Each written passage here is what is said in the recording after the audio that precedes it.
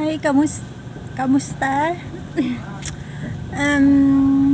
Matagal akong hindi nakagawa ng video. Kasi guys, busy lang. So gusto kong i-topic yung paano kapag may shipping fee, yung paninda natin. So may nagtatanong sa akin yan. So yun talaga ang plano ko, i-topic yan. So bibigyan ko kayo ng sample kung paano pag may shipping fee yung paninda. So paano natin ititinda yun pag may shipping fee. So halimbawa guys, so ang kapital natin ay halimbawa lang to 300, pero may shipping fee na 38. Madalas ganun kasi. Wag tayo guys kapag masyadong mataas yung shipping fee, lalo kung paninda natin, kasi kailangan natin pagbasihan niya yung shipping fee, i-add natin yan dun sa kapital. So pag na-add natin yung shipping fee dun sa kapital, magiging kasama na ng kapital yung shipping fee. Saka natin i-divide dun sa paninda. Kung ilang piraso yung paninda, dun natin i-divide. Magiging kapital mo na rin yung shipping fee. Para saka mo naman i-add kung magkano yung kita na gusto mo dun sa bawat items. So ganun guys ang ginagawa ko kapag may shipping fee. Parang sinasama ko dun sa pinakakapital. Kapag nagpapaliwanag ako sa inyo, bawa 16 sinabi ko, kasama na yung shipping fee dun sa 16. Inad ko na yun. So hindi ko na lang pinapakita yung demonstration sa inyo, kasi kung may shipping fee, naka-add na yun dun. Para nakikita nyo, pag ang benta ko nun, bawa 16, ang benta ko 20, o yan, may kita akong 4 pesos, ganun. Nakaganon na siya kagad guys, para nakikita nyo na may kinikita ako dun talaga sa items na yun. So ganun lang ang gagawin nyo guys kung paano ba gagawin kung may shipping fee. So kung halimbawa ko, kung halimbawa 300 ang kapital, ang shipping fee guys ay 38. So magiging 338. Halimbawa 6 na piraso yung item, 338 divide 6. So pag lumabas yung total na divide nyo, yun ang pinakakapital niya.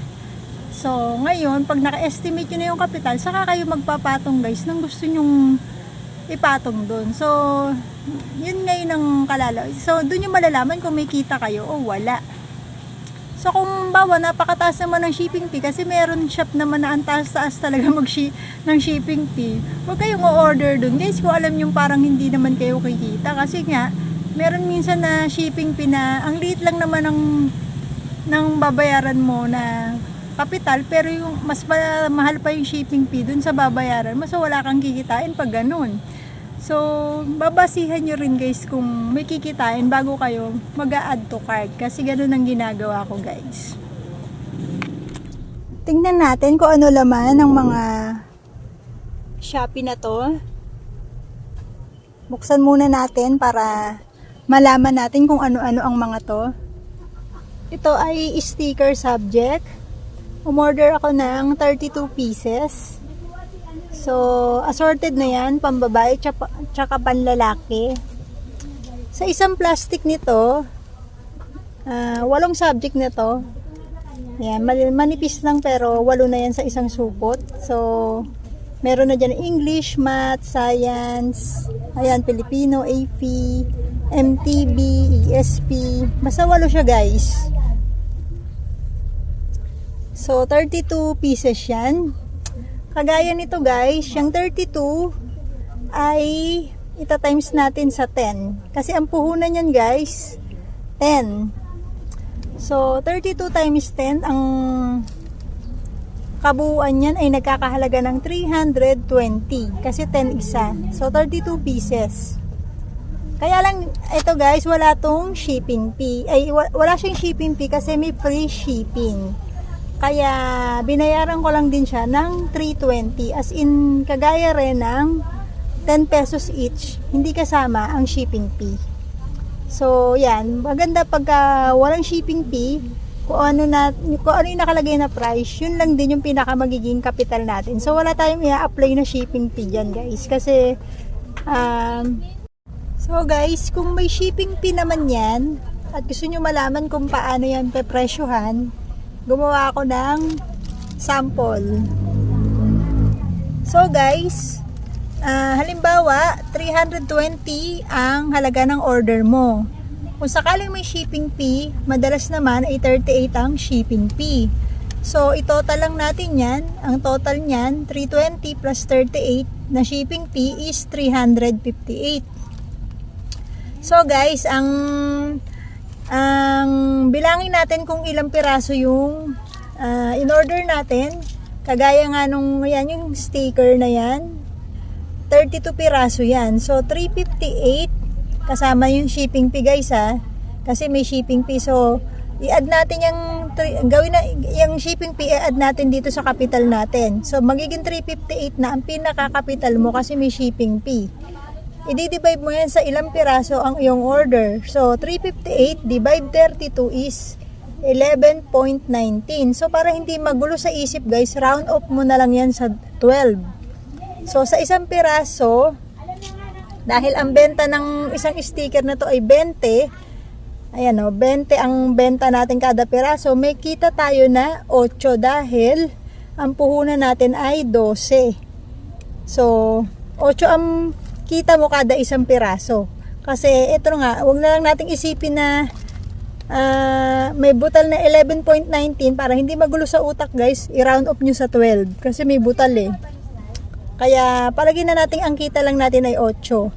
So, di ba 32 piraso siya? Gusto nyo malaman kung magkano lahat ang kikitain nyo sa 32 piraso? Ang gagawin nyo, guys, 32 times nyo sa 8. Ito ang total, guys, 256. Ang presyo naman yan, so isa-isahin natin bawat items. Kagaya nitong Everready Double A, yan, 4 ang isang pack. Sa isang box naman, guys, 1 dozen na ganito ang laman.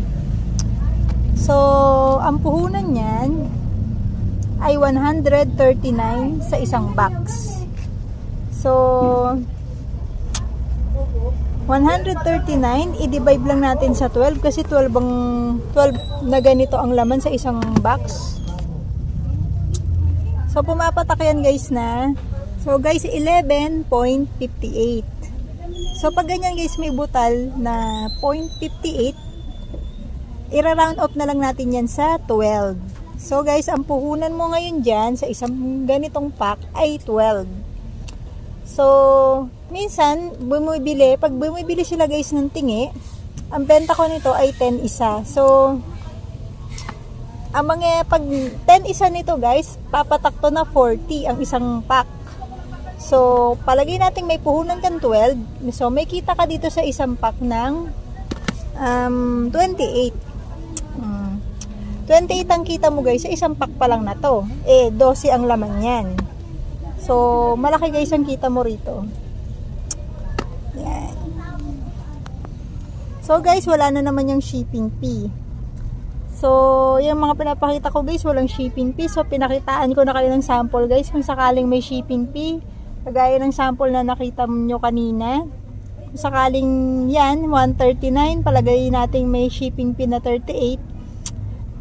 Papatak yan ng 177. So, kung may shipping fee, guys, ang mangyayari, hindi na 138 ang magiging puhunan mo dyan. Isasali mo na sa puhunan mo yung shipping fee na 38. Kaya ang mangyayari, 177 na ang magiging kapital mo. Saka mo ngayon siya i-divide sa items, sa bawat items. Kagaya nyan, 12 ang laman, i-divide mo siya sa 12. So, kagaya nyan, 177 divide mo sa 12, papatak siya, guys, na 14.75. So, pag ganun, round off na lang din, gawin natin 15, yung 14.75. So, palagay natin 15 na yung puhunan mo. Pero 10 naman isa ang benta mo kada isang piraso. Oh, may tubo ka pa rin na 25 pesos. So, bawi pa rin, guys, kahit may shipping fee. Yan. Alam nyo, guys, kaya ako walang shipping fee kasi tina-timing ko na mayroon akong free shipping para mas mababa lang yung babayaran natin kapag may free shipping. Kahit pa paano, mas maganda yung kita natin kapag mayroon tayong free shipping na nakukuha. So yan, wala akong shipping fee kaya mababa. Pero kung sakali mang walang pagpipilian, may free shipping talaga, isasama natin guys yung shipping fee dun sa capital natin. Saka natin i-divide dito sa items kung ilang piraso para malaman natin kung magkano yung magiging capital talaga natin. Kasi kung hindi naman natin isasama yung shipping fee, hindi natin malalaman kung may kita pa tayo kasi may shipping fee nga, 'di ba? Kaya kailangan isama natin yung shipping fee kung meron. Kung wala naman, mas mabuti.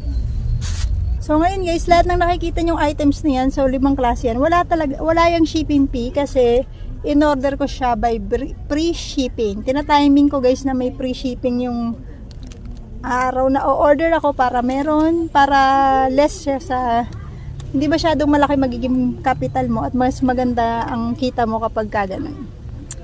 So dito naman tayo sa highlighter, umorder lang ako ng 6 na balot niyan. So, yan. 6 lang. Yan. Ang ganyang color.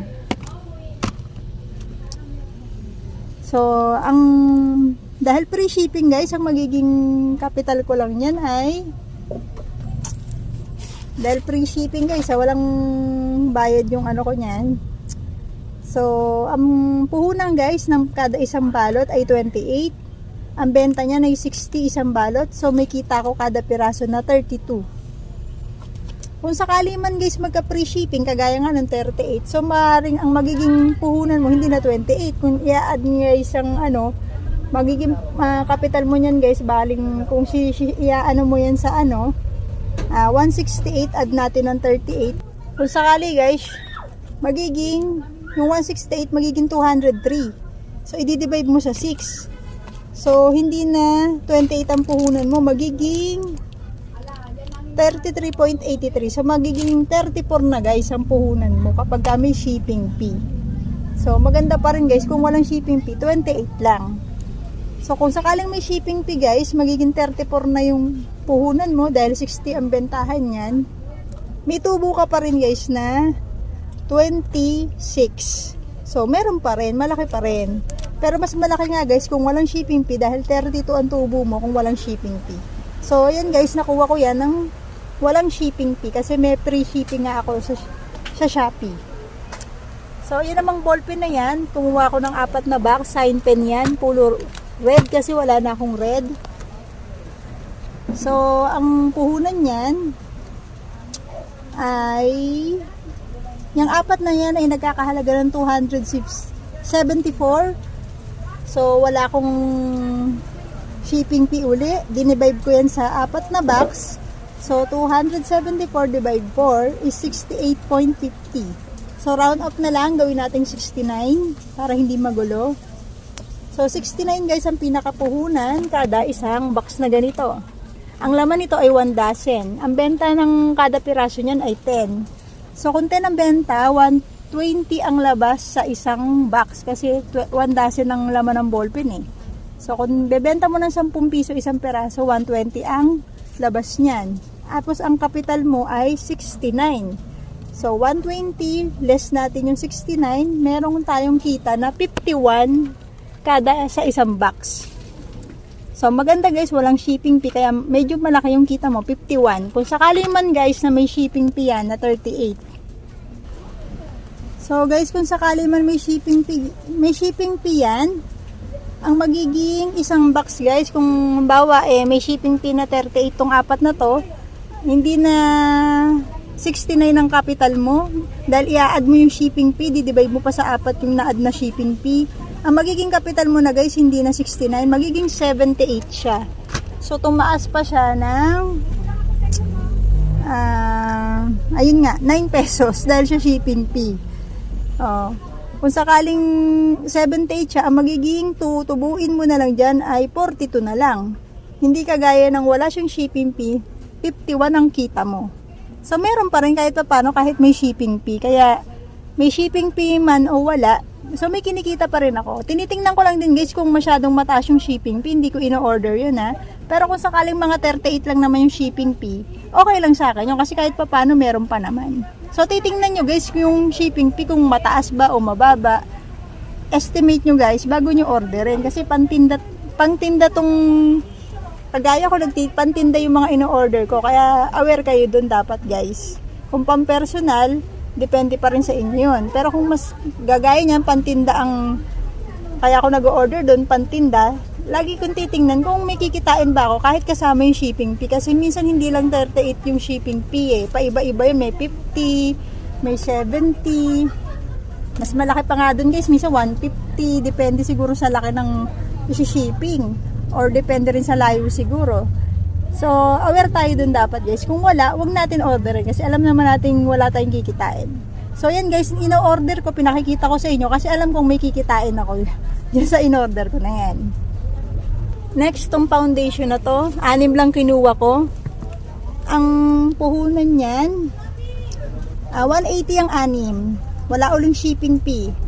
So, wala siyang shipping fee. Ang pinakapuhunan ay 30 isa kasi ang benta ko niyan ay 50. So may kita lang akong 20 pesos kada isang peraso. So 6 yan. May kitubo akong 120 pag naubos yan. So kung sakali man guys may shipping fee yan, liliit pa yung 20 pesos na nakita mo. Dahil kasi kung magka-shipping fee man yan, 38 din guys ang shipping fee eh. Nakita ko eh. Kaya lang naka-free shipping lang ako, kaya 30 lang yung pinakapuhunan ko. Kung sakali man guys may ano yan, malamang guys, baka mga 15 na lang ang kita ko dyan. Kasi baka mga 5 pesos yung maa-add pa sa puhunan ko dyan kapag in-add pa yung shipping fee niyan. Tingin ko lang guys ha, estimate ko lang yun. Pero kahit pa paano meron pa rin. Ito ay coloring book. Umorder ako ng 20 na pang boys, 20 na pang girls. So, ang total niyan ay 40 pieces lahat. So, ang puhunan niyan lahat ay 360. So, wala na naman akong shipping fee dyan dahil naka-free shipping ako. Kung di ko ginamit guys yung free shipping, meron siyang shipping fee na 50 pesos. So, yung 360, kung sakaling may shipping fee yan, magiging 410 na ang pinakapuhunan mo kasi i-add mo talaga lagi ang shipping fee sa yung pinakakapital, saka mo i-divide yan guys dito sa 40 pieces. Kung sakaling may shipping fee guys, papatak yan na 10.25 isa. Pero dahil wala akong shipping fee, naka-free shipping, so hindi na add yan yung 50 pesos na shipping fee, kaya 360 lang yung capital ko ngayon. So dinivide ko na yung 360 sa 40 pieces. Pumapatak na 9 pesos ang isang peraso niyan. So, ang magiging benta ko dyan guys ay 15 kada isang peraso para meron naman akong kita na sa kada isa. So, yan guys, ganun lang ang gagawin nyo dyan. Kapag halimbawa kagaya nyan, may shipping fee talaga dapat to eh, na 50 pesos. Kaya lang ginamit ko yung free shipping, kaya 360 lang. So, yun ang maganda kapag mayroon kang free shipping, gamitin mo yun para makales ka ng shipping fee. Kung sakali man guys na may free shipping pero hindi na less lahat, okay lang yun. Kahit pa paano mabawasan man lang siya. Kasi meron din ako mga order na ganon. Hindi kaya nung masyadong malaki yung shipping fee pero kahit pa paano napangalahati mo siya para mas maganda yung kitain mo dyan. So ganun guys no, sa lahat na nagtatanong, i-add nyo lagi yung shipping fee dun sa pinakakapital, sa kanyo naman i-divide sa kung ilang piraso yung in-order nyo. So, pag na-divide nyo, yun ang magiging capital nyo ngayon. So, yan, wala akong shipping fee na ng capital. Kung naka-shipping fee naman, guys, magiging 10.25 na ang capital. So, kung 15 ang benta niyan, magiging 4.75 na lang ang sayo. Pero dahil naka-free shipping ako na ng capital, magiging kita ko ngayon ay 6 pesos kada isang peraso. So, yan nga. In-explain ko dyan sa mga nagtatanong kung paano ang gagawin kapag may shipping fee. So, i-add nyo yan sa kapital, sa pinaka-kapital, yung shipping fee, para magiging kapital na rin, yung shipping fee ma-add sa kapital. So, kabilang na siya sa kapital. Halimbawa, yung 20 per pieces so ma-add yun, magiging 22 na yun kasi nga may shipping fee. So, ganun guys. Kung bawa ang pangbenta naman yan, tag 30, tapos ang capital dahil may shipping fee, naging 22 nga siya, imbis na 20 lang. Dahil nga nagkaroon ng shipping fee. So, pang 30 ang benta nyo. So, doon nyo babasihan guys. Magiging mataas ng konti dahil sa shipping fee. May kita pa naman kayong 8. Okay lang yun. So, So, kaya ako nga ginawa ng topic yan kasi may nagtanong sa akin kung paano nga ba raw talaga pag may shipping fee. So, kaya dinidescribe ko kung paano ko ina-apply yung shipping fee dun sa pinakapuhunan.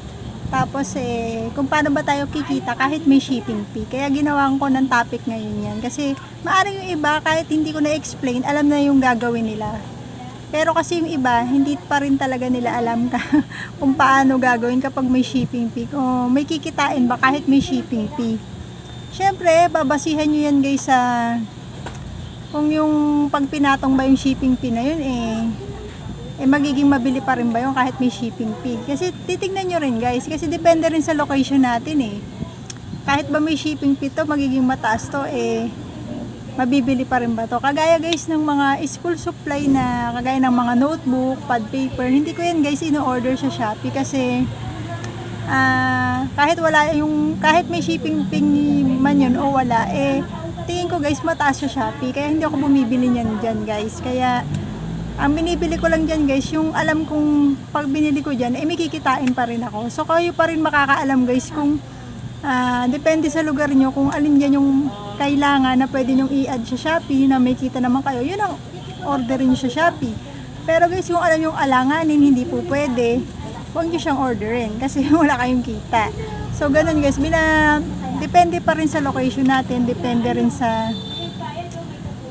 sitwasyon natin yung pag-order natin dyan sa Shopee. Kagaya nga ng akin guys, hindi ko ino-order dyan yung alam kong wala akong kikitain kasi ang school supply may nalangang kita talaga dyan, konti-konti lang. Kagaya nga ng mga pad paper, pinakamataas na patong mo lang yan, 5 piso lang mahal yan sa Shopee guys. Wala akong nakikita guys na pambenta dyan na pwede nating